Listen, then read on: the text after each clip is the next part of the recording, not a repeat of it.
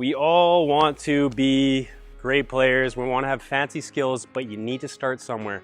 In this video, I'm going to show you soccer drills for beginners.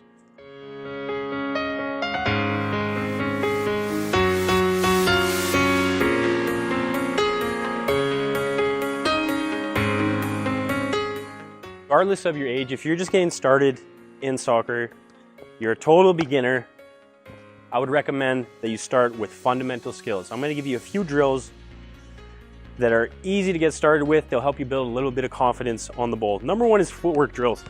So you've all seen this 100 times, but start here, build confidence using both feet. Next, I would move into a little more advanced. These are still drills that I do all the time.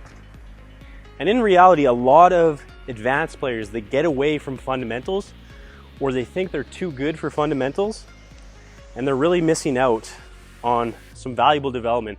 Their technical skills could be a lot better if they didn't think that they needed complex advanced drills. Do the basics, do them very well. So coming back to footwork, doing some of these inside outside touches, bending knees, getting low to the ground, working with both feet.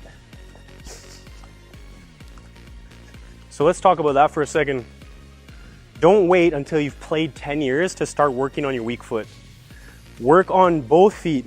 Use both feet from the very beginning. You will thank yourself that you did this. And whatever point in your career that you're at right now, adopt the mentality.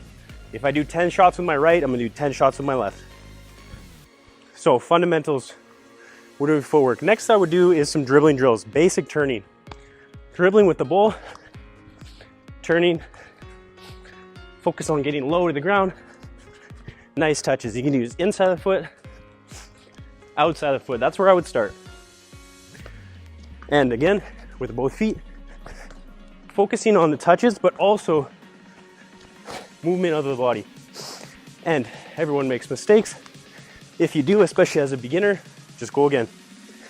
Okay, but getting low to the ground, inside touches, outside, focusing on turning inside and outside the foot. The next soccer drill I would have you practice is juggling. So obviously this is the goal, nice, comfortable, confident juggling. But realistically, if you just started, that is a struggle. So what you want to do is start kick and catch. Focus on getting good backspin on the ball. Focus on getting a nice, strong touch. Probably struggling to get enough power on the ball. It's probably dying down here. So in the beginning, it's better for you to have a touch that's way too heavy than a touch that's not strong enough. So focus on flexing that foot, curling your toes, getting under the ball, creating good backspin on the ball. You don't want it to go to the side. You don't want it to go forward. If anything, have it come into yourself so at least you can control it. Okay, but start with the kick and catch. Once you're comfortable in that, you developed confidence in actually flexing your foot and getting a good strong touch. You can do a double. You can do a left-right or a right-left. But then you want to move into actually juggling, trying to keep the ball up as many times as you can. And maybe today your record is 4. But that's where you start. Tomorrow you want to make it 5. The next day you want to do 6 or beat your record every single day. Use it as a way to challenge yourself and to actually see if you're progressing with your ball control, with your basic fundamental skills. So don't get frustrated if you make a mistake. I know it can be very frustrating as a beginner when you see other people juggling the ball and it looks so easy for them. But realistically, you don't deserve to have those skills yet because you haven't put in the time. They have. But you will get the skills. Just put in the practice. If you make mistakes, don't get frustrated. Just pick the ball up again, go again, think about what you're doing wrong, what you can do better next time. The next fundamental skill that you need to practice as a beginner is ball striking.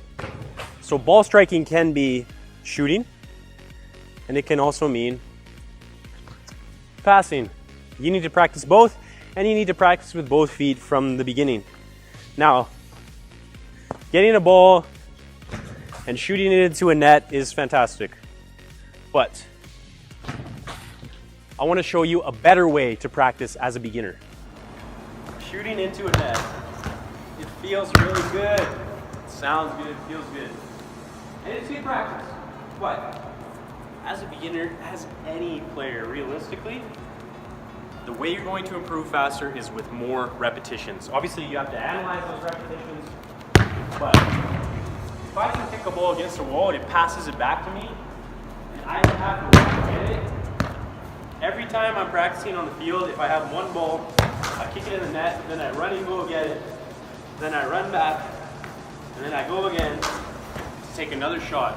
You're getting 2 shots in the time that you would get 20 shots with a wall. So I really recommend practicing with a wall. So if we're practicing shooting, we'll start there. Start basic technique. Take a touch. Focus on making good contact. You're not trying to feel it. As a beginner, you're not trying to blast the ball as hard as you can. What you're focusing on is good technique. So focus on nice, flush contact. Don't worry about hitting it hard. Just hit the wall, hit a squat. It's better for you to get your accuracy in the beginning. And my left is pulling too much that way. Okay, practicing against a wall like that is a great way to improve your skills. So shooting is one, you can practice passing as well. Okay, play with touch. Good first touch. Different touches. Receiving in space. You can play one touch. On the toe. Big contact with the inside of my foot. Nice strong pass. Flexing the foot as I move the shot. Practice turning, being creative. Okay? Your wall is your best friend when you want to get better as a beginner.